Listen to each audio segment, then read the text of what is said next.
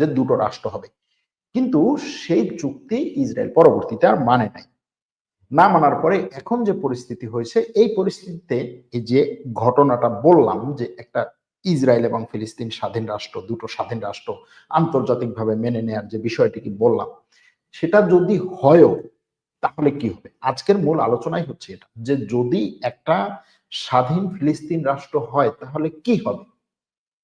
ফিলিস্তিনিরা আমরা যেভাবে স্বপ্ন দেখি, কল্পনা করি, ভাবি, প্রত্যাশা করি যে একটা স্বাধীন ফিলিস্তিন রাষ্ট্র, সেই স্বাধীন ফিলিস্তিন রাষ্ট্রের পতাকার নিচে ফিলিস্তিনিরা স্বাধীনভাবে বসবাস করবে এবং তাদের উপরে কেউ আক্রমণ করবে না, তারা অন্য সব স্বাধীন দেশের মতো নিশ্চিতভাবে ঘুমাতে পারবে, তাদের বাচ্চারা স্কুলে যেতে পারবে, তাদের নারীরা স্বাধীনভাবে চলাফেরা করতে পারবে, তাদের কৃষকরা তাদের জমিতে ফসল ফলাতে পারবে, তাদের ব্যবসায়ীরা বিনা বাধায় ব্যবসা করতে পারবে, তাদের দেশের মানুষজন আত্মীয়র বাড়িতে বিনা বাধায় যেতে পারবে, এর মধ্যে কোনো চেক পয়েন্ট বা চেকপোস্ট থাকবে না, তারা বিনা বাধায় নিজের স্বাধীন পাসপোর্ট নিয়ে অন্য দেশে উড়াল দিতে পারবে, যেতে পারবে, আসতে পারবে। এই জিনিসগুলো হবে, এটাই তো আমরা প্রত্যাশা করি। কিন্তু বর্তমান ফিলিস্তিনের যে মানচিত্র, সেটাকে আমরা একটু পরে দেখব, সেটার উপরে বিচার করব যে আসলে বাস্তবতাটা কি। এর কারণ হচ্ছে, এই বাস্তবতার আগে গিয়ে যেটা বলি, কয়েকটা উদাহরণ, যে কাগজের স্বাধীনতা যে আপনার মূল স্বাধীনতা না, সেটার প্রমাণ বিশ্বে অনেকগুলো দেশে অনেকগুলো জায়গায় আছে।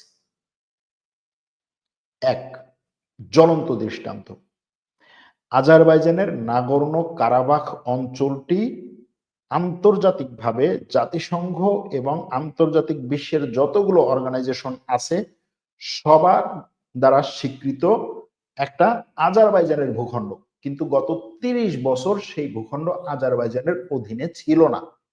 এটা নিয়ে কারো কোনো মাথা ব্যথাও ছিল না। জাতিসংঘ স্বীকৃতি দিছে, কিন্তু জাতিসংঘের কোনো দায়িত্ব নাই যে স্বীকৃতি দেয়া ভূখণ্ড অন্যের দখলে থাকলে সেটা তার হাত থেকে নিয়ে তারপরে হচ্ছে যার অধীনে আছে তাকে দেয়, এরকম কোনো ক্ষমতা জাতিসংঘের নেই। আজারবাইজানের এরকম কোনো ক্ষমতা ছিল না যে সে আর্মেনিয়ার দখল থেকে তার এই লিগ্যাল ভাবে তার ভূখণ্ডকে সে মুক্ত করবে।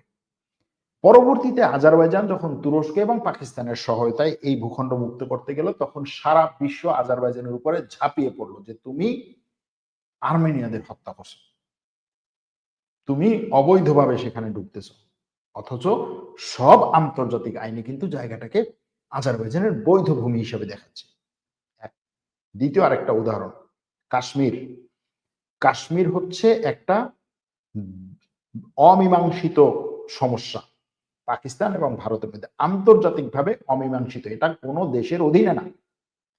এবং আন্তর্জাতিক যতগুলো জাতিসংঘের যতগুলো আইন আছে কাশ্মীর নিয়ে, যতগুলো রুলস আছে, যতগুলো রেগুলেশন আছে, সবগুলোতে এটাই বলা হচ্ছে যে কাশ্মীর নিয়ে একটা গণভোট হবে, কাশ্মীরের লোকেরা সেই গণভোটের মাধ্যমে সিদ্ধান্ত নিবে তারা স্বাধীনতা চায় নাকি পাকিস্তানের সাথে যেতে চায় নাকি ভারতের সাথে থাকতে চায়।